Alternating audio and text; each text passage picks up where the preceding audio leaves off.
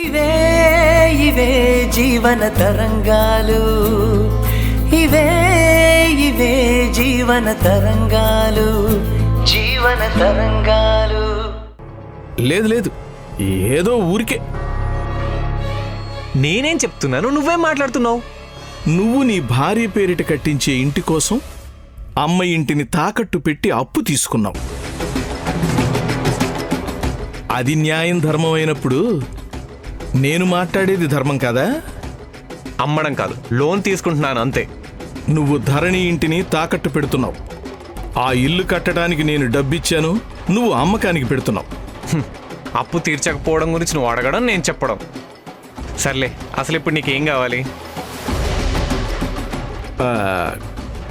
కొద్దిగా అప్పుంది, అది నువ్వు తీర్చాలి. నా దగ్గర డబ్బులు లేవు, ఉన్నా నీకివ్వను. ఏం చేసుకుంటావో చేసుకో.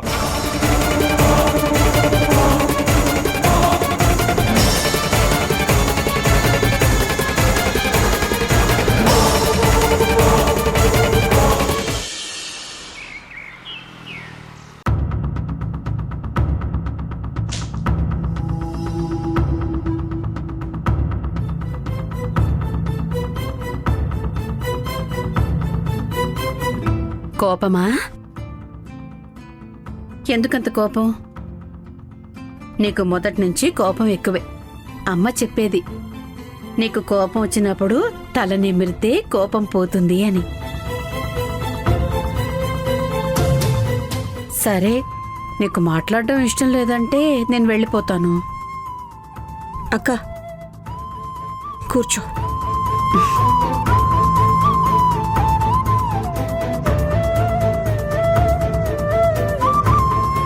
ఈ రోజు నీతో కొద్దిసేపు మాట్లాడి వెళ్దాం అనుకున్నా. ఎందుకో గానీ మూడ్ బాగోలేదు. అక్క ఎందుకు ఇలా చేశావు? నేనేం చేశాను? ట్రాన్స్ఫర్ ఎందుకు పెట్టుకున్నావు? నీకు ట్రాన్స్ఫర్ ఆర్డర్ వచ్చింది, నువ్వు ఇక్కడ నుంచి వెళ్ళిపోతావా అక్క? నీకు ముందే చెప్పాను కదా దేవిక, ట్రాన్స్ఫర్కి అప్లై చేశానని. మన ఇద్దరం ఒకే ఆఫీస్లో ఉండడం మంచిది కాదు. నీది అసలే సెన్సిటివ్ పోస్ట్. నీకున్న రెప్యుటేషన్కు మా ఆయనకున్న రెప్యుటేషన్ క్వైట్ ఆపోజిట్. అసలు పొంతనే ఉండదు. మా ఆయన నీకేదైనా చెడ్డ పేరు తెస్తారేమోనని అందుకే దూరంగా వెళ్తున్నాను. మీ ఆయన మీద నమ్మకం లేకపోతే మీ ఆయన్ని వదిలేయాలి, కానీ నన్ను వదిలిపెట్టి దూరంగా వెళ్తున్నావు. చిన్నగా ఎందుకంత గట్టిగా మాట్లాడుతున్నావు? అందరికీ వినిపిస్తుంది. అందరూ వెళ్ళిపోయి చాలాసేపు అయింది.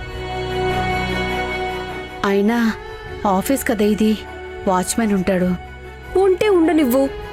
నేను నోరు తెరిచి అడిగాను. అక్క నేను ఒక్కదాన్నే అయిపోయాను, నిన్ను ప్రతిరోజు ఆఫీస్లో చూడొచ్చు అనుకున్నాను. నువ్వు కూడా వెళ్ళిపోతున్నావు. నువ్వు రోజు ఇంటి నుంచి వస్తుంటే, అమ్మ దగ్గర నుంచి వస్తుంటే అమ్మనే చూసినట్టు అనిపించేది. ఆఫీస్ నుంచి నువ్వు వెళుతుంటే నా ఫీలింగ్స్ నీతో పాటు అమ్మకు చేరుతాయని ఆశపడ్డాను. కానీ నీ పాటికి నువ్వు నన్ను వదిలేసి వెళ్ళిపోతున్నావు. దగ్గర వాళ్ళేగా బాధ పెట్టేది, అందరూ సెల్ఫిషే.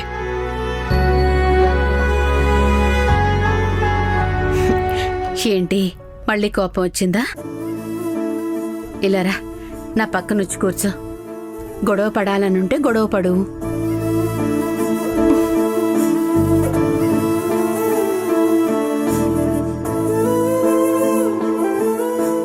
గొడవ పడ్డానికి నా దగ్గర నువ్వు ఉండట్లేదు కదా. ఏంటిది చిన్నపిల్లలా? ఏమన్నావు? నేను నిజంగా సెల్ఫిష్నా? నాకు స్వార్థం ఎక్కువ? ఒకసారి నన్ను చూసి చెప్పా మాట. అంత దూరం నుంచి ఇంత దూరం వచ్చాక నువ్వేమో దూరంగా వెళ్ళిపోతుంటే ఇంకేమనను? తప్పంతా నాదే. అలా అనకూడదు. నేను ఎవరిని ఎక్కువగా ప్రేమిస్తానో వాళ్ళే నన్ను ఎక్కువ బాధ పెడతారు, దూరం అవుతారు. ఎలా చెప్పినా నువ్వు చెప్పాలనుకున్నదే చెప్తావు. ఏది అనాలనుకుంటున్నావో అదే అంటావు. అయితే నా నుంచి దూరంగా వెళ్తున్నావా? లేదు, ఇదే ఊర్లో ఉంటాను. కాకపోతే వేరే ఆఫీస్ అంతే. వారానికి ఒకసారి వచ్చి కలుస్తాను. మరి అమ్మతో మాట్లాడావా అక్క? నా దగ్గర ఉండడానికి ఒప్పుకుందా? మాట్లాడలేదు, కానీ అమ్మ ఇంకా నీ మీద కోపంగానే ఉంది. ఇంకొకసారి మాట్లాడి చూస్తాను, అర్థం చేసుకుంటుంది. సరే, ప్రతిరోజు ఫోన్ చేసి మాట్లాడుతూ ఉండు. టైం ఫిక్స్ చేయి, నేను రెడీగా ఉంటాను. రాత్రి 8 గంటలకు ఓకేనా? Okay, done. ఆ టైంకి నేను ఇంటికొచ్చి ఇంటి పని వంట పని కంప్లీట్ అయిపోయి ఉంటాయి. మా ఆయన కోసం నేను ఎదురు చూస్తూ ఉంటాను. సో నేను ఫ్రీగా ఉంటాను. నీ ఫోన్ కోసం వెయిట్ చేస్తూ ఉంటాను. మరి నీ సంగతి ఏంటి? కనీసం నువ్వు బావ కోసం వెయిట్ చేస్తూ ఉంటావు. నాకదీ లేదు. పగలు ఎలాగో టైం గడిచిపోతుంది. ఉదయాన్నే జాగింగ్, ఆ తర్వాత ఆఫీస్కి రావటం, ఇక్కడున్న ఈ కేస్ ఫైల్స్, ఆ కేస్ ఫైల్స్ అన్ని చూడటం, లోపల బయట జనాలతో ఎలాగోలా పగలు గడిచిపోతుంది. ఈవినింగ్ టైం అవుతుంటే ఆఫీస్ నుంచి ఒక్కొక్కరు వెళ్ళిపోతూ ఉంటారు. ఆఫీస్ ఖాళీ అవుతుంటే నా మనసులో నేను ఒంటరిదాన్ని అనే ఫీలింగ్ పెరుగుతుంది. ఇంటికి వెళ్తే అక్కడ ఎవ్వరూ ఉండరు. నా హార్ట్ దండన్నని కొట్టుకుంటూ ఉంటుంది. నా హార్ట్ బీట్ నాకే వినిపించేంత నిశ్శబ్దం. అందుకే ఒకరు నాకు తోడు కావాలి. ప్రేమిస్తారో లేదో కానీ కనీసం ద్వేషించేందుకైనా ఒకరు కావాలి. పెద్ద పెద్ద ఉద్యోగాలు చేస్తే కోరుకున్న తిండి కడుపు నిండా తినొచ్చేమో కానీ కావలసిన వాళ్ళతో మనస్ఫూర్తిగా మాట్లాడలేవు. ఒంటరిగా తినే తిండి రుచి ఉండదు. బతుకుతున్న బతుకు పైన ఆశ ఉండదు. నీకు మీ ఆయన గుర్తొస్తున్నారా? మరి కాదా? ప్రేమించి పెళ్లి చేసుకున్నా, ఏదో చిన్న గ్యాప్, అంత మాత్రాన ఆయనపై ఎందుకు ద్వేషం ఉంటుంది?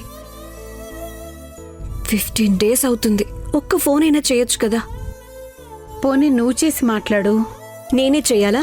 ఏ ఆయన చేయొచ్చు కదా. ఎందుకు అంత పంతం? ప్రేమలో ఉన్నప్పుడు ప్రతి చిన్నదానికి తగ్గేవారు. ఇప్పుడు హస్బెండ్ అయ్యారు కదా, బెండ్ అవటం లేదు. ఈగో. నాకేమో 15 daysకే ఎన్నో నెలలైనట్టుంది. ఇంకో 15 days అయితే నెల అయిపోతుంది. ఎవరో తెలియని మనిషిని పెళ్లి చేసుకుంటాం. వారే అన్నీ అనుకుంటాం. వారితోనే అన్ని జ్ఞాపకాలు పంచుకోవాలనుకుంటాం. ఎందుకంటే పెళ్ళైన తరువాత ఎన్నో ఏకాంత క్షణాలు గడుపుతాం. అంతలా ప్రేమించి పెళ్లి చేసుకున్న అబ్బాయిని వదిలేసి వచ్చావు. నువ్వు లేకపోయినా నేనుండగలను అన్నట్టు వచ్చేసావు. అందుకే తను బాగా హర్ట్ అయ్యాడేమో. అదిగో ఫోన్ వచ్చింది చూడు. నువ్వు తలుచుకున్నావో లేదో ఫోన్ వచ్చింది చూడు. ఎంత ప్రేమో. ఆయన అయ్యుంటారా? మీ ఆయన అయి ఉంటాడు. లేకపోతే ఈ టైంలో నీకెవరు ఫోన్ చేస్తారు? మీ ఆయనే అయి ఉంటారు. లిఫ్ట్ చేసి నీ మనసులో మాటలన్నీ చెప్పేసేయ్. నీకు కొద్దిగా రిలాక్స్గా ఉంటుంది. నేను వెళ్తాను. మీ మధ్య నేనెందుకు?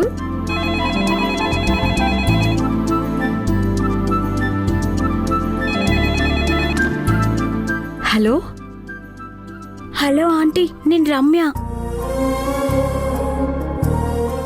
మా తాతకి నేను మీకు ఫోన్ చేస్తానని తెలిసిపోయింది. మీరే కాల్ చేస్తే మాట్లాడానని చెప్పాను. ఒకవేళ మిమ్మల్ని అడిగితే మీరు కూడా అదే చెప్పండి.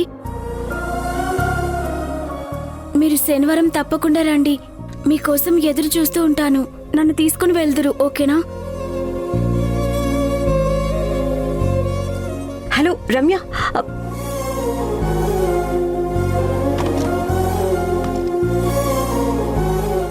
రమ్యకున్న కష్టాలు ఒక రకం, నా కష్టం ఇంకో రకం. సీత కష్టం సీతది, పీత కష్టం పీతదంటే ఇదేనేమో. పాపం రమ్య. తల్లి లేని పిల్ల, తోడు లేని నేను, ఇద్దరం ఒంటరే.